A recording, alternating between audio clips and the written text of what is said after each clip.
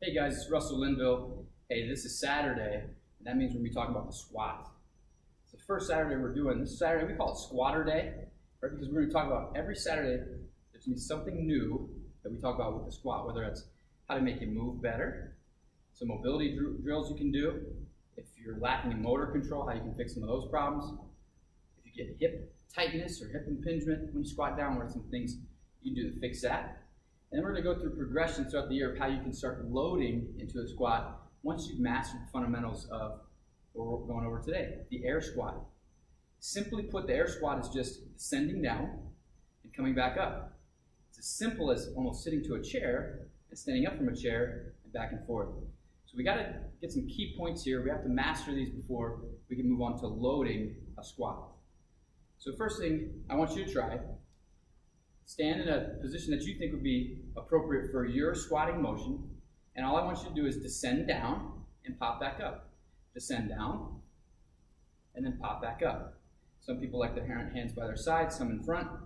I'm more of an in front kind of guy. Helps me keep balance a little bit when I don't have a load or a weight. So squat down and squat up. And I want you to do that a few times, and then I want you to think about, where do you feel tightness? Do you feel it through your spine? Do you feel it through your hips? Do you feel it through your knees or your ankles? So those are some of the places that we look for as physical therapists and strength conditioning coaches and athletic trainers to assess why you're not moving as well as you could be.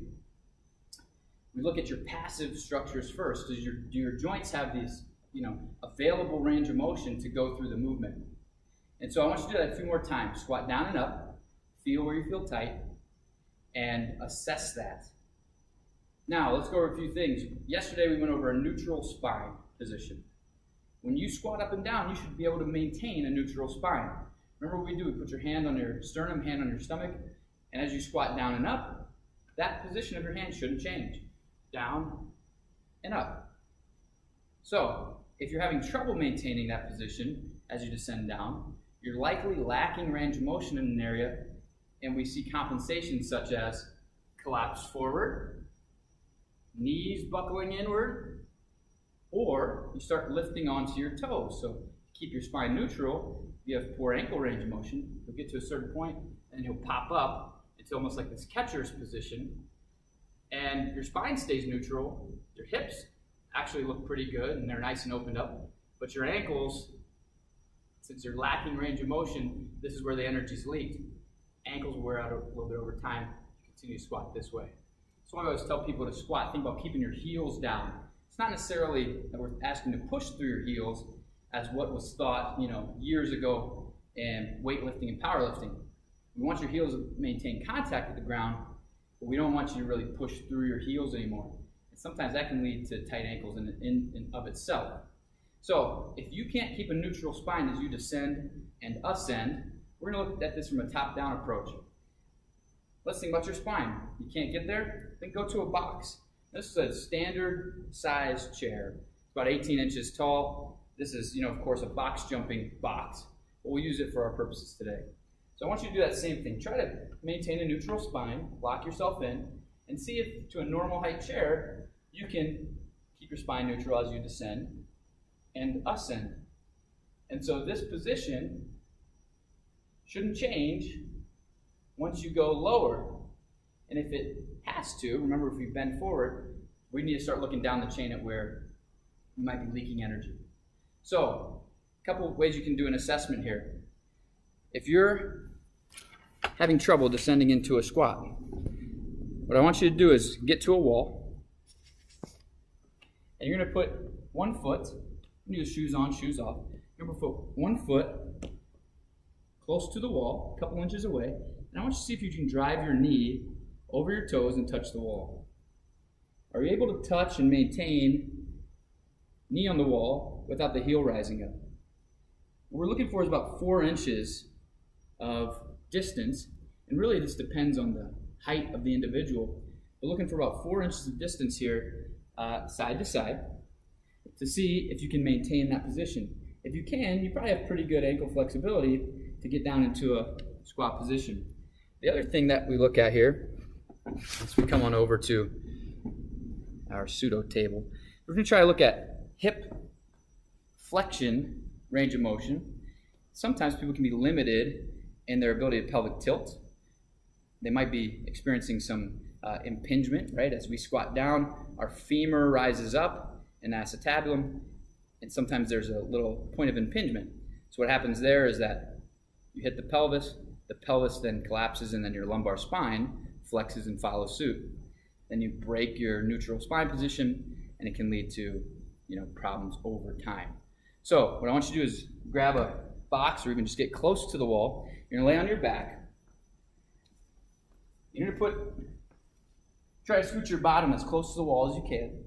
And you're going to see how far, keeping a neutral spine, the table or the floor is going to be stabilizing your spine. How far can you pull your hip up? Right? So in me, that looks like a great 130 degrees of flexion at the hip. Right? We're looking at this angle here. That should be, in my assessment here, enough to descend into a squat. If you get tight in this 90-degree position, then we know we got to work on hip mobility, hip flexibility. The other thing I want you to try is when you're near the wall here, plant your feet and see how far you can push your hips outward. Right? Some people feel tightness in the groin. That can also lead to some hip impingement as you descend if you don't have good enough flexibility into this position. So we can do things like stretch, do what we call contract, relax stretching, where you push into your hands for a couple seconds, relax out of it. Similarly with your hip, you can try to pull actively up. You just want to make sure that your bottom's not rolling up in the same breath here of the exercise. So no bottom roll up, keep that bottom tucked down to the table. Actively pull your knee towards your chest, and then you can provide a little overpressure as well. What we know here is that usually the knee itself is not the issue. People typically have really good range of motion in their knee. So when you have knee pain and things like that when you squat, it's usually because either the hip's tight or the ankle's tight, and the knee's kind of the victim sitting in between those two joints. So a lot of excess stress and stuff's going to the knee. So those are a couple drills I want you to work on. You should be able to eventually get to the point where you can squat up and down, maintaining a neutral spine. So we're here, squatting down and back up. So remember, a couple things. Hip, knees, ankles, spine have to stay in alignment. Next up, if there's something that looks a little wonky, it may be due to motor control issues. So as you're going down and up and you see that, hey, maybe my knees are collapsing in a little bit, this might not be because of range of motion. It might be because you're just not strong enough to maintain a stable base of support as you descend and ascend. So if that's the case, then you need to do some hip and glute strengthening to maintain your knees pushed out position. And what I mean by that is we're not thinking about riding a horse where you're pushing your knees out excessively, right? You're just maintaining your knees gliding over the direction that your toes are going. That brings up another great point. Is it okay to turn your toes out when you squat? Yes, it is. You don't need to always have toes forward or narrow squat as you go down and up. Sometimes our hip bony morphology requires us to externally rotate a little bit the hip and descend. But as long as your knee tracks over the direction of your toes, whichever that direction is, and you can maintain a neutral spine in that position, then you're doing the right thing. So leave me a comment or shoot me a message if you have any questions. This is the air squat. We'll be hashing on this throughout the whole year. So thanks for tuning in.